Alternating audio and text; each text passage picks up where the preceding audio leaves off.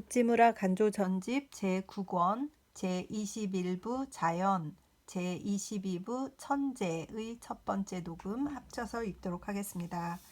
기도드리겠습니다. 주님 은혜를 감사드립니다. 인생에 대해서 읽고 있습니다. 인간 세계에 대해서 읽고 있습니다. 세상의 이치에 대해서 읽고 있습니다. 하나님 아버지, 생각하지 못했던 부분들까지도 또 다 짚어주시는 귀하신 우찌무라 선생님의 친절하고도 또 깊은 깨달음에 감사를 드립니다. 귀한 리딩이 아까워서 리딩해서 유튜브에 올리고 있습니다. 한두 분씩 은혜를 받는 분들이 있다고 믿고 있습니다.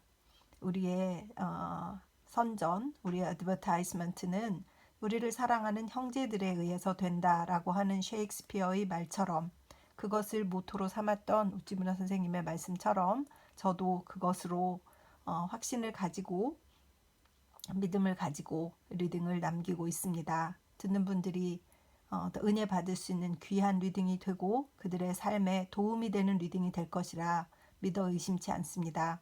진리는 변치 않는 것이라 믿고 있습니다. 큰 은혜를 내려 주시옵소서. 감사드리며 고마우신 우리 주 그리스도 예수님 이름 받들어 기도드립니다. 아멘. 오늘은 자연 읽겠습니다. 자연부터 천재의 어느 부분까지 이렇게 읽어서 한 리딩을 마치려고 이렇게 생각하고 있습니다. 욕심이 나서 조금씩 많이 읽다 보니 시간이 좀 길어지기도 하는데 용서하시기 바랍니다. 하나님과 자연. 자연은 자치체이다. 하나님의 손 아래에 있다 해도 특별한 경우를 제외하고는 하나님을 떠나서 홀로 움직이는 것이다. 자연은 그 해를 선한 사람에게도 악한 사람에게도 비추고 비를 의로운 사람에게도 의롭지 않은 사람에게도 내리고 벼락으로 극장과 교회를 동시에 파괴하고 얼음 덩어리를 배 앞에 놓아 동시에 목사와 도박사를 물속에 장사 지낸다. 자연은 사람을 고르지 않는다. 같은 병균은 신자를 해치고 불신자도 해친다. 선인이지만 운이 나쁜 사람이 있고 악인이지만 운이 좋은 사람이 있다. 자연 앞에는 선, 악, 정사의 구별이 없다. 그리고 죽음은 만인에 대한 최후의 선고인 것이다. 자연은 하나님을 떠나서 자동이다. 그리고 하나님은 자연을 떠나서 사람에게 은혜를 베푸신다. 사람의 몸은 자연에 맡기고 그의 영혼은 하나님이 주재하신다. 불운한 사람에게 깨끗한 마음을 베푸시고 운이 좋은 사람에게는 하고 싶은 대로 맡기신다. 가난한 사람에게 마음의 만족을 베푸시고 부자는 더욱더 부족을 느낀다. 죽음은 은혜로서 신자에게 임하고 형벌로서 불신자를 엄습한다. 자연은 하나님으로부터 독립하여 겨우 얕은 물질계를 주재하는 데 지나지 않는다.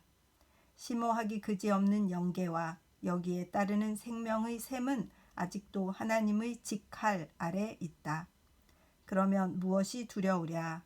하나님은 벼락으로 울리시고 가느다란 목소리로 속삭이신다.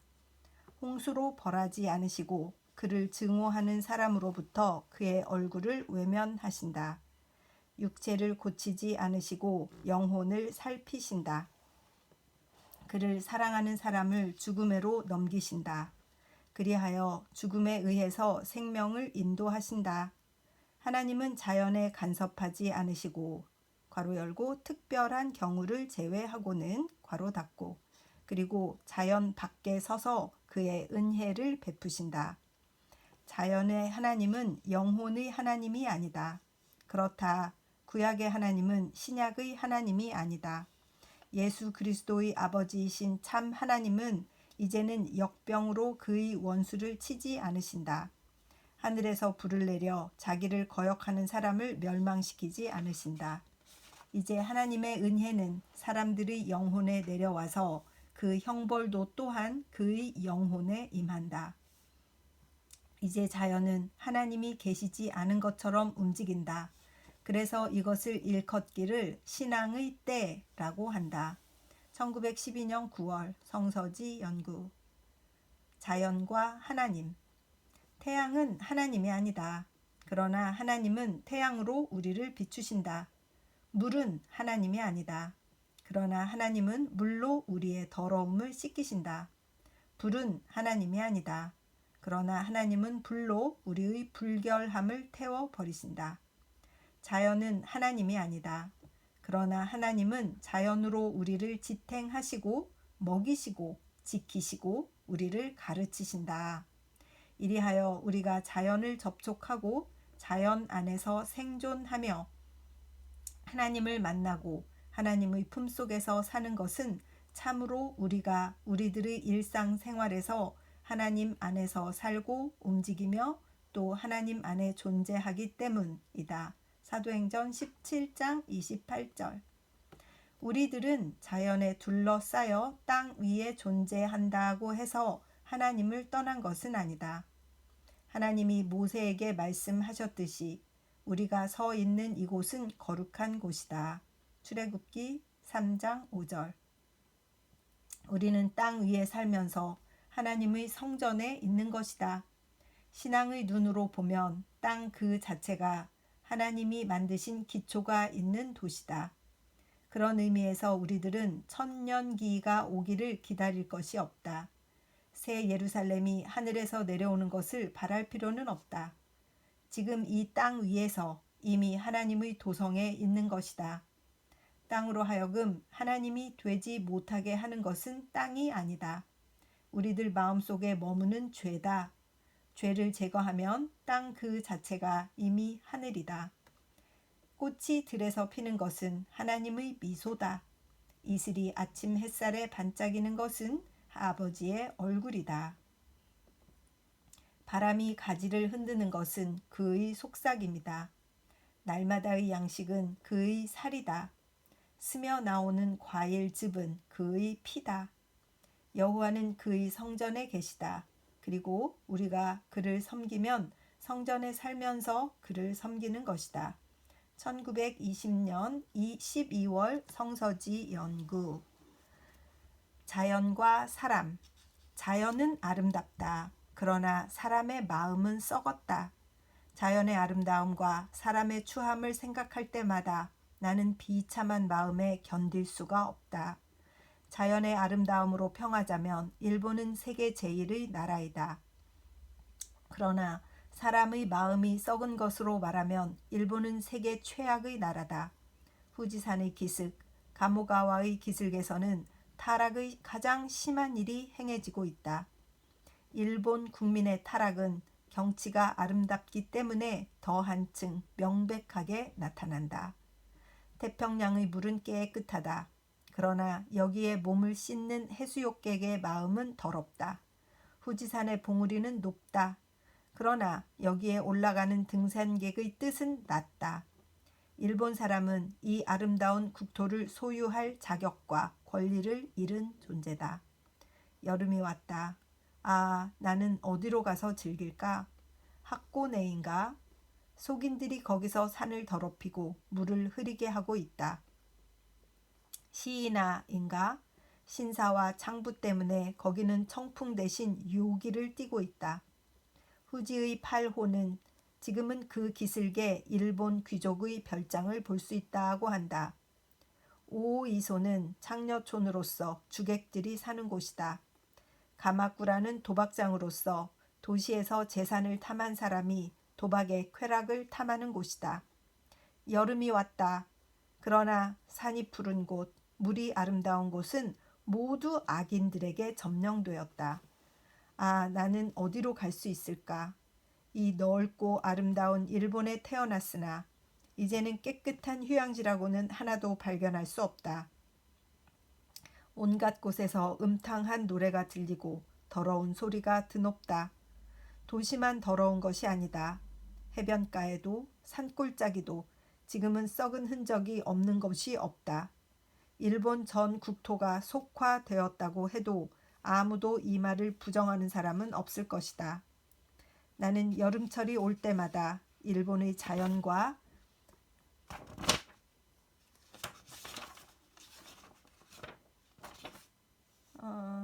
책이 여기서 끝났어요. 일본의 자연과 하고 아마 한 페이지가 어디로 없어졌나 봐요. 그래서 여름철이 올 때마다 일본의 자연과 그 인심하면서 그 다음 페이지가 없어서 그냥 리딩은 여기서 마치고 다음 장으로 넘어가겠습니다. 22부 천재의 첫 번째입니다. 여기가 조금 이상하긴 하네요. 그죠? 22부 천재의 첫 번째, 지진과 하나님의 섭리. 도덕가 데이비드가 말하기를 하나님의 섭리에 대해서 제일 깊은 의심을 일으키게 하는 것은 무신론자의 의론이 아니오 회의주의자의 설이 아니라 무고한 백성, 죄 없는 사람 위에 불행한 천재가 임하는 것이라고 했다. 나는 이것은 실로 경험을 통한 말이라고 믿는다. 나는 일본을 위해서 하나님께 기도한 지 오래다. 오늘날 우리 일본 역사상 진보의 때에 임하여 만사가 곤란하기 그지없는 이 즈음, 세상은 이미 불경기 속에 들어간 지 수년이나 되었고 국가 예산은 많아지고 빈민이 증가하는데 많은 애국자는 일본에 비상한 요행이 오기를 기도하며 바라고 있다. 그런데 나의 간곡한 소망과 반대로 애국자의 희망에 어긋나게 지난달 28일 일본에서도 제일 부유하고 제일 번영되었다고 불리던 미노오 지방에 지진이 일어났다. 10만의 가옥이 무너졌다. 1만의 생명이 사라졌다. 의복도 없이 들에 던져져 굶주림에 울부짖는 사람은 10,000명도 넘는다. 여러 현이 수해를 만나서 아직도 전혀 손해를 회복하지 못하는 동안에 불경기의 소리가 아직도 끊기지 않는 이 때에 이런 천재가 내리다니 일본은 하나님에게 버림받았는가? 혹은 내가 오늘까지 전했던 은총의 하나님은 다만 나의 망상에 그치고 실속 없는 것인가 하는 의심이 내 마음에 떠오른다. 지금부터 136년 전 기원 1755년 11월 1일에 유럽 서쪽 절반과 아프리카 북해안은 강렬한 진동을 느꼈다. 그 진동의 중심은 포르투갈의 수도 리스본이었다. 그때는 마침 카톨릭교의 축제일이어서 수많은 신도들이 회당에 모여 하나님을 찬양하고 있었는데 오전 9시 반쯤에 마치 100개의 벼락이 떨어지는 듯한 소리가 나더니 강한 진동이 온 시내를 흔들었다. 6분간에 3만 명의 생명이 없어졌다. 6시간 사이에 또 3만 명을 잃고 진동이 끝났을 때에는 중세 이래 항해 및 무역의 중심으로 대서양 서쪽에서 자랑하던 리스본시는 지구 위에서 거의 사라졌다. 이 소식이 유럽에 퍼지자 놀라지 않는 사람이라고는 하나도 없었다. 이 소식이 영국에 닿자 당시 문학의 거성 닥터 사무엘 존슨은 말하기를 나는 어떤 증거가 있다 해도 이 소식을 믿지 않는다. 만일 이 소식이 참말이라면 하나님의 존재에 대한 나의 신앙이 깨어지기 때문이다 라고 했다. 그의 정직한 신앙은 물론 이 소식을 믿지 않고 하나님에 대한 신앙을 유지하려고 했다. 또 같은 시대에 존슨보다 젊은 한 청년이 있었다. 그의 이름은 존 하워드였다. 그는 수개월 전에 제일 사랑하던 아내를 잃고 우울했는데 리스본의 지진 소식을 들었다. 그는 나는 나의 불행을 한탄하며 우울하게 지냈지만 이제 수많은 포르투갈 사람들은 나보다 더한 천재를 만났다. 나는 오늘 가서 그들의 질고를 위로하고 나 자신을 위로하리라고 생각했다. 그는 드디어 결심하고 리스본을 향해서 출발했다. 그런데 도중에서 프랑스의 순시선에 걸려 리스본에 가지 못하고 프랑스의 감옥에 들어가게 되었다. 그는 여기에서 신음하기 수개월, 드디어 감옥을 개량할 생각을 가지게 되었다. 그래서 석방이 되어 영국으로 돌아가자 그는 그의 생명과 재산을 내던지고 온몸으로 이 일에 매달렸다. 그의 감옥 개량 사업은 영국에서만 그치지 않고 유럽 전토에 걸치게 되었고, 그는 드디어 러시아 남방 케르치에서 그의 사업에 종사하다가 쓰러졌다. 하워드는 가도 그의 정신은 남아있다. 사라 마틴, 엘리자베스 프라이, 스티븐 그레렛, 도로디아 닉스 등이 있어 100년도 되지 않아서 유럽의 감옥은 확 바뀌었다. 오늘의 일본의 감옥을 보아도 그 효과는 대부분은 하워드의 덕이라고 하지 않을 수 없다. 나는 리스본의 지진을 말하고 민홍의 지진을 주해했다. 6만 명의 사망은 실로 크다고 하겠지만 이 때문에 하워드가 생기고 그와 그의 계승자의 사업에 의해서 세계의 감옥은 개량되었다. 그러므로 나는 역사가가 되어 세상을 평할 때는 하나님은 6만 명을 죽이시고 수십만 명을 도우셨다고 하지 않을 수 없다. 비록 한 개인이든 국가이든 불행을 만날 때는 그것으로 인해 저주받든 또는 축복받든 그것에 대한 나의 의지에 있는 것이다. 만일 실망으로 나의 불행을 한탄하고 그것으로 나를 이기게 하면 불행은 정말로 불행이다. 그러나 만일 내가 불행에 의하여 자극받고 불행을 이길 수 있다면 불행은 결코 불행이 아니라 이것을 큰 행복으로 변하게 할 수 있다. 만일 미노의 지진에 의해서 내가 4천만 명 동포의 냉담한 애정을 불러일으켜서 한 부분이 아프기보다는 전부가 이것으로 인하여 협동하고 서로 돕게 된다면 잃어버린 1만 명의 동포는 온 국민을 위하여 죽은 것으로서 이른바 의인의 죽음을 당했다고 말하지 않을 수 없다. 만일 미노의 지진으로 진정한 자선가가 일어나고 종교가는 무익한 교리적인 변론을 그치고 실질적인 일을 하게 된다면, 만일 정치가가 자기의 의견을 뒤로 미루고 정당의 알력을 그치고 국가를 위해서 협동하고 일본의 국시를 정하게 된다면 1만의 생명은 지하에서 눈을 감을 것이다. 죽음을 모면한 사람은 죽은 사람의 죽음을 의로 만들 수 있고 무익하게도 할 수 있다. 우리가 노력하면 1만 명의 미노 사람들은 의인의 죽음을 당할 수도 있고 노력하지 않으면 무익한 죽음을 당케 한다. 우리의 책임이 크지 않겠는가? 혼고 중앙회관에서 자선음악회 때의 한 연설의 요지이다.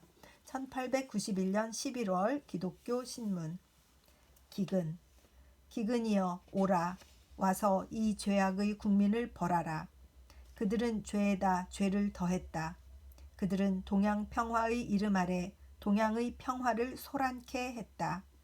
그들은 자유, 평등을 위장하고 새 귀족을 만들고 가장 진부하고 압제의 동양식의 사고도 도덕을 강요를 하고 있다.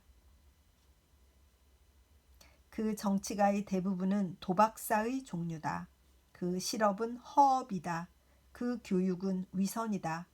그래도 하늘은 이 백성에게 은혜를 내려 과거 30년간 한 번도 이렇다 할 흉년을 내리지 않았다. 그래서 그들은 마음이 교만하여 이르기를 우리는 선천적으로 운이 좋은 백성이니 우리들의 죄악이 쌓여 하늘에 닿아도 우리들에게 천벌이 내릴 리가 없다고 했다. 그들은 또 경고하는 사람들을 비웃으며 말하기를 하늘이 무엇이냐? 와서 내 별장과 첩의 집을 보라. 이것이 우주에 하늘이 없고 하나님이 없는 증거가 아니겠는가? 라고 했다. 이러한 백성은 천벌을 받아야 한다. 의인의 소리도 예언자의 충고도 이런 백성을 깨우치는 데는 아무 효력이 없다. 천재만이 그들을 깨우칠 능력을 갖는다. 그러므로 나는 오늘날 오히려 기근을 환영하고 싶은 사람이다. 쌀 2, 3천만 석의 감수가 무엇인가? 사람은 빵으로만 사는 것이 아니다. 금융의 핍박이 무엇인가? 사람의 생명은 영혼에 있지 돈주머니에 있는 것이 아니다. 사람을 구원하기 위해서와 사람의 영혼을 각성시키기 위해서 우리는 기꺼이 기근을 참겠다. 기근이여 오라. 와서 이 불공평한 경제계를 고치라. 또 천작을 가벼이 여기고 인장만을 존중하는 이 허위의 사회를 개조하라. 우리들은 그대의 힘을 빌지 않고는 이 고질의 백성을 근본적으로 구원할 수 없다. 1902년 8월 만조보.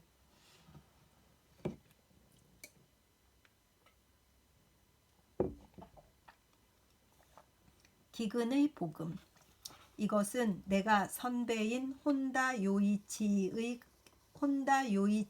강요당에서 할 수 없이 지난 11일 도쿄시 간다구 청년회에서 열린 동북지방 흉년 구조 연설회에서 말했던 요지를 수록한 것이다. 기근은 어떤 의미에서 말하면 하나님이 내리시는 형벌입니다.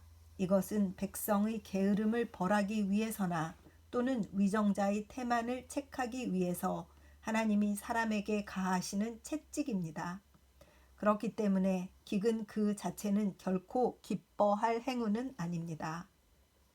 그러므로 내가 보내지 아니하였어도 내 이름으로 예언하여 이르기를 칼과 기근이 이 땅에 이르지 아니하리라 하는 선지자들에 대하여 나 여호와가 이같이 이르노라. 그 선지자들은 칼과 기근에 멸망할 것이요 그들의 예언을 받은 백성은 기근과 칼로 인하여 예루살렘 거리에 던짐을 입을 것인즉. 예레미야서 14장 15절에서 16절. 주 여호와께서 가라사대 너는 손뼉을 치고 발을 구르며 말할지어다. 오호라 이스라엘 족속이 모든 가증한 악을 행함으로 필경 칼과 기근과 온역에 망하되. 에스겔 6장 11절. 우리들 기독교인이 믿는 바에 의하면 우주의 바탕은 하나님의 의지여서 우주의 현상은 그 하나라도 하나님의 명령에 의하지 않는 것은 없습니다. 그러므로 우리는 기근의 재해를 만나서 단순히 이것을 자연 현상으로만 해석할 것이 아니라 그 중에 포함되는 깊은 도덕적인 의미를 해석하고 하나님의 소리를 듣고 그의 정당한 징벌을 받음으로 우리들의 죄가 용서받기를 기도해야 합니다. 그러나 모든 재해를 그것의 정당한 의미에서 해석하면 재해는 오히려 우리들에게 많은 복음을 전하는 것입니다. 원래 하나님의 뜻에서 나온 재난이기 때문에 그 쓴 잔 속에 달콤한 계명이 있는 법입니다. 기근을 단순히 재난으로 받아들일 것인가 혹은 이것을 바꾸어 행복의 셈으로 할 것인가는 다만 우리들이 여기에 가하는 주의 여하에 따른 것입니다. 1. 기근에 의해서 우리들은 우리들의 평상시의 준비가 없었던 것을 깨닫습니다.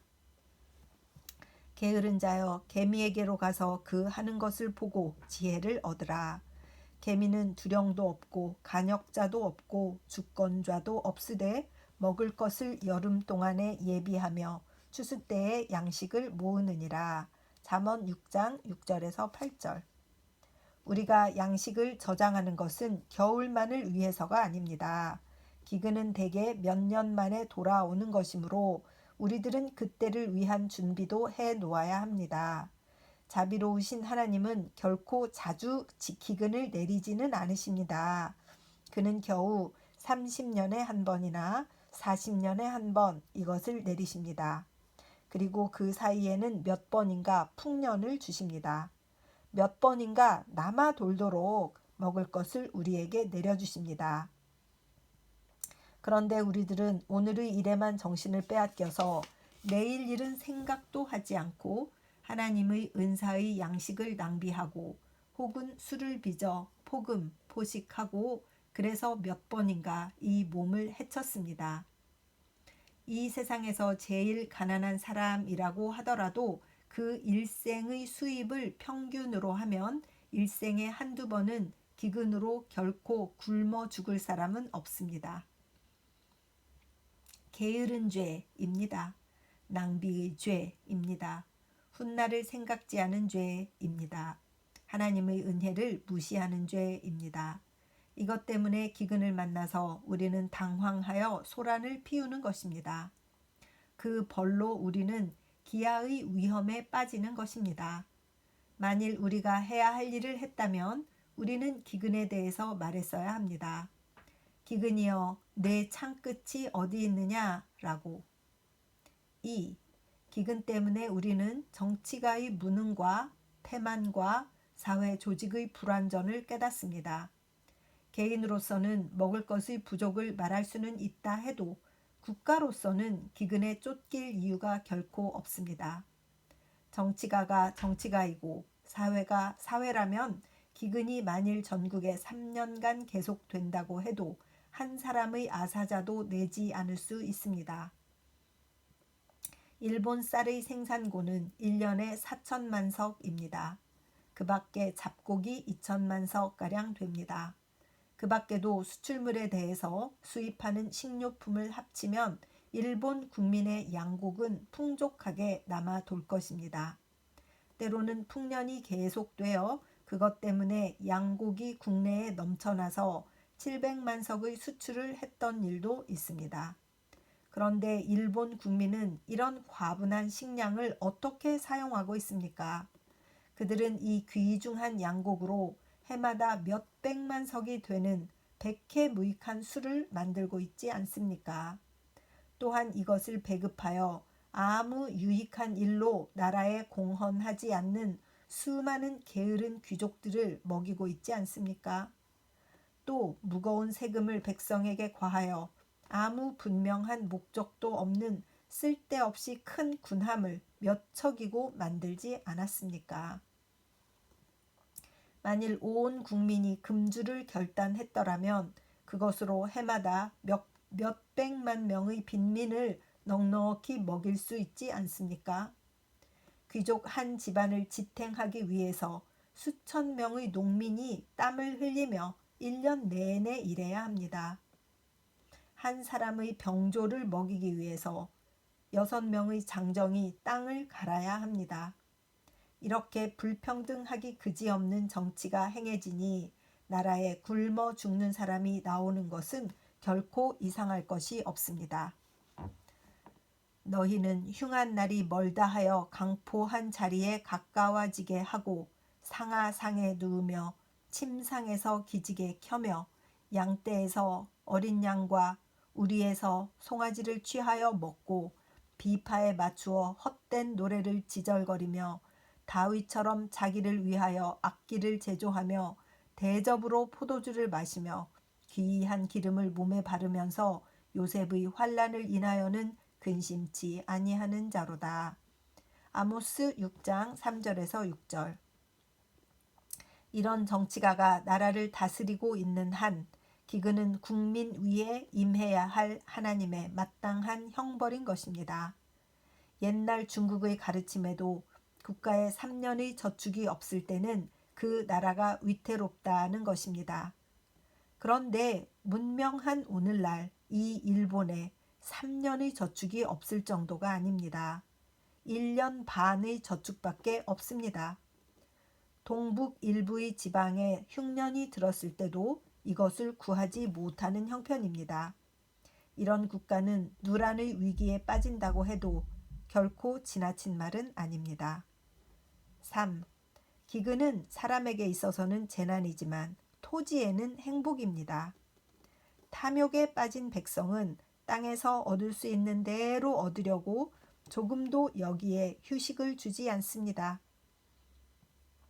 그들은 해마다 이것을 사용할 뿐만 아니라 만일 기후만 허용되면 1년에 2번이나 3번의 수확을 얻으려고 합니다. 그들은 이렇게도 땅을 못살게 굴었는데도 불구하고 여기에 비료는 극히 소량을 주기 때문에 땅은 해마다 거칠어지는 것입니다. 땅은 결코 영원히 마르지 않는 생산력을 구비한 것은 아닙니다. 이것은 어떤 의미로 말하면 생물과 같은 것이어서 만일 이것을 죽이려고 하면 죽일 수도 있는 것입니다. 그러므로 현명한 농부는 토지를 잘 가꾸고 결코 강요하지 않습니다. 즉, 토지의 생산력 이상의 수확을 얻으려고 하지 않습니다. 그런데 탐욕스런 농민들은 그 토지를 돌보지는 않고 다만 여기에서 많이 얻고자 하며 이것을 비옥하게 할 생각을 하지 않습니다. 여기에서 토지의 안식이 필요하게 되는 것입니다. 이스라엘 자손이 여호와께서 모세에게 명하신 대로 행하였더라. 여호와께서 시내산에서 모세에게 일러 가라사대 이스라엘 자손에게 고하여 이르라. 너희는 내가 너희에게 주는 땅에 들어간 후에 그 땅으로 여호와 앞에 안식하게 하라. 너는 6년 동안 그 밭에 파종하며 6년 동안 포도원을 다스려 그 열매를 거둘 것이나 제7년에는 땅으로 쉬어 안식하게 할지니 여호와께 대한 안식이라. 너는 그 밭에 파종하거나 포도원을 다스리지 말며 너희 곡물에 스스로 난 것을 거두지 말고 다스리지 아니한 포도나무의 맺은 열매를 거두지 말라. 이는 땅의 안식년임이니라. 레위기 25장 1절에서 5절. 이것은 참으로 현명한 법률이어서 이 점에 있어서는 4,000년 전의 모세의 율법은 오늘의 문명국의 법률보다 훨씬 앞선 것이었습니다. 하나님은 그가 만드신 땅을 사랑하십니다. 그것이 영원히 인류에게 남용당하는 것을 허락하지 않으십니다. 만일 사람이 자진하여 하나님의 명령을 받들어서 땅에 안식을 주지 않으면 하나님은 스스로 여기에 안식을 주시는 것입니다. 그래서 기근의 해는 땅의 안식년입니다. 이것은 하나님이 만드신 땅을 위해서 강제적으로 시행하시는 안식년입니다. 이 해에 사람들은 울지만 땅은 기뻐합니다. 땅은 30-40년 동안 쉴 새 없이 할 일을 다 했기 때문에 이 해에는 오래간만에 쉬는 것입니다. 만일 사람이 하나님에게 순종하고 땅에게 충실하면 이 해라고 해서 그가 결코 울 필요는 없습니다. 만일 그가 7년에 한 번은 반드시 임의로 땅을 쉬게 할 방도를 세웠더라면 그는 기근을 만나도 조금도 당황하지 않습니다. 사람은 7년에 한 번씩은 임의로 기근의 연습을 했기 때문에 갑자기 기근을 당해도 그것을 견딜 방법을 알고 있습니다. 4. 말할 것도 없이 모든 재난은 사람들의 식어진 동정과 돌보아 보살피는 정을 일으키는 것입니다. 여기에서 특히 주의해야 할 것은 재난이 대개 악인 그 사람에게 바로 오지 않고 진짜 악인 이외의 사람에게 온다는 것입니다. 금년의 일본의 기근 같은 것은 만일 민중의 죄악의 정도로 말하면 이것은 서남의 사츠마나 조슈에 왔어야 했을 것입니다.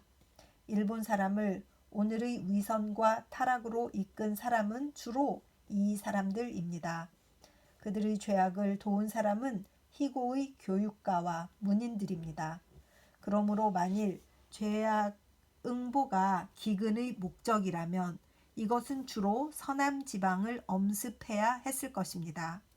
그런데 실제로는 전혀 이와 반대로 비교적 죄가 적은 동북인 위에 온 것은 참으로 참혹한 일로 보입니다.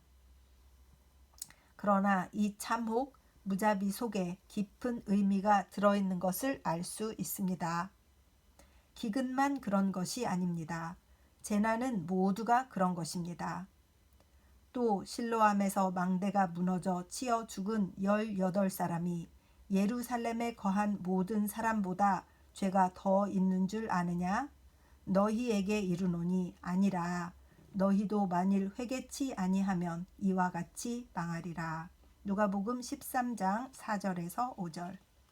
방탕의 결과로 매독에 걸리는 사람이 있으면 그 결과를 제일 심하게 받는 사람은 방탕아 자신이 아니라 그가 낳은 자식인 것입니다. 만일 교육계에 큰 부패가 오면 두고 수치를 당하는 사람은 비교적 죄가 가벼운 사람이고 실제의 대죄인은 무사평온합니다. 제일 죄가 적은 사람이 제일 많은 사람의 벌을 지고 괴로워하다니 아주 불공평한 것 같이 보입니다만, 그러나 이것이 이 세상의 원칙이라고 해도 좋은 것입니다. 제가 믿기로 이렇게 해서 비로소 죄가 죄인 것을 알게 되는 것입니다.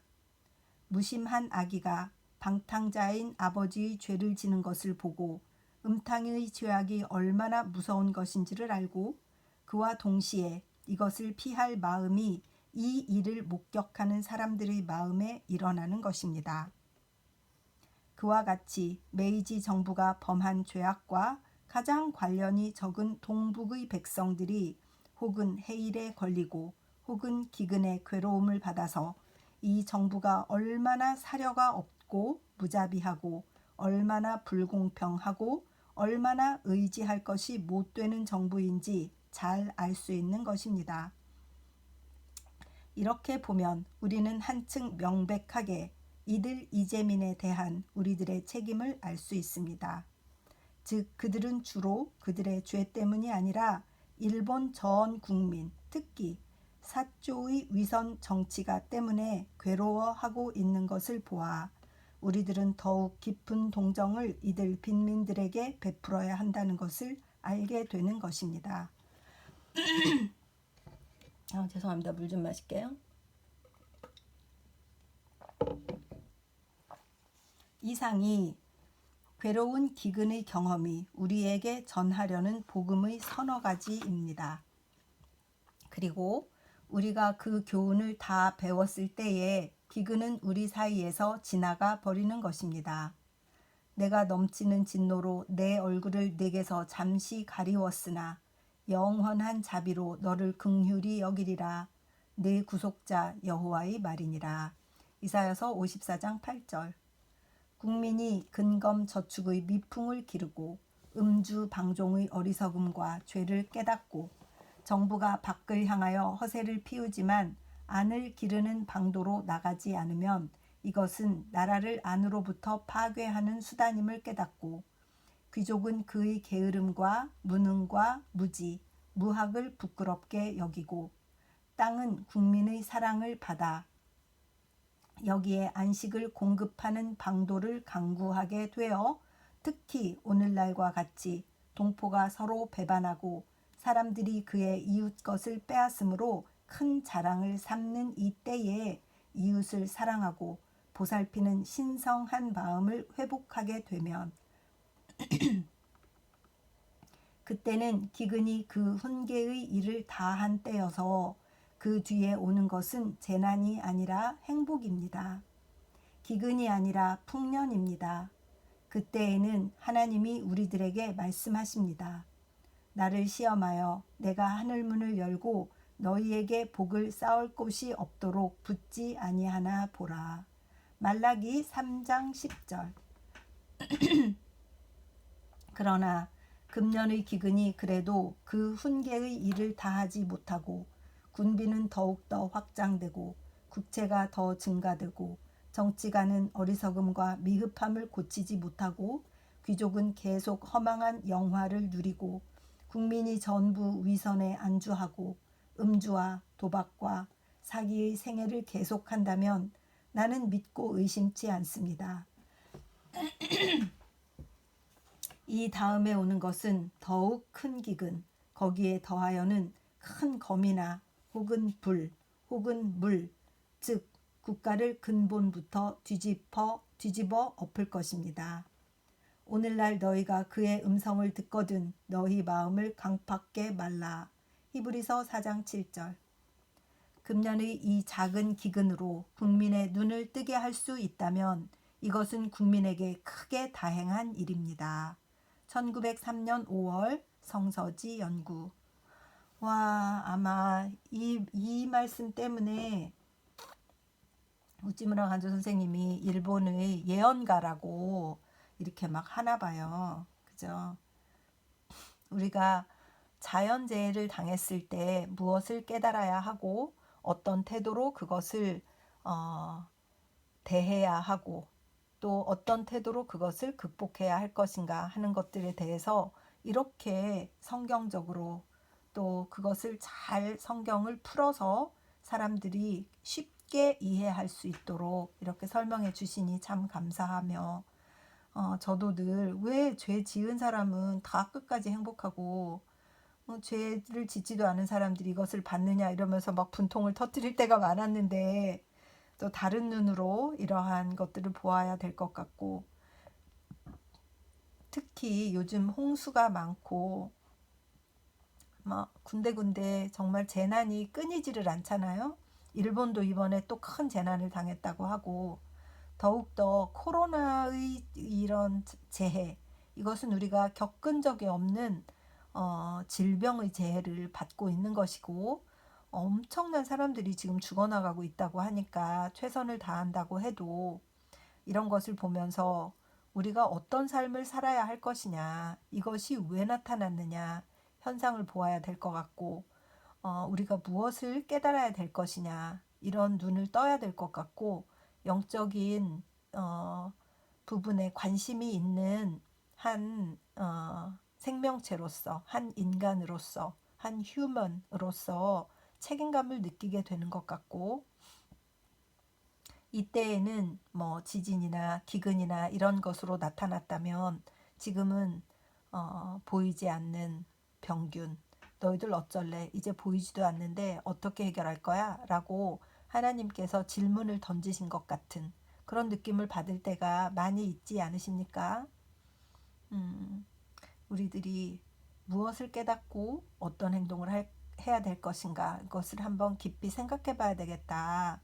뭐 제가 그런 대답을 찾을 수 있는 정도의 수준도 아니고 무능하고 참 둔한 사람이지만 그래도 무엇을 더 근신하며 무엇을 더 깨달으며 하나님의 메시지를 찾으려는 어떤 깨어난 그룹, 뛰어난 신앙인이 또 이 세상 어딘가에 있어서 우리에게 이런 지혜를 주시겠다.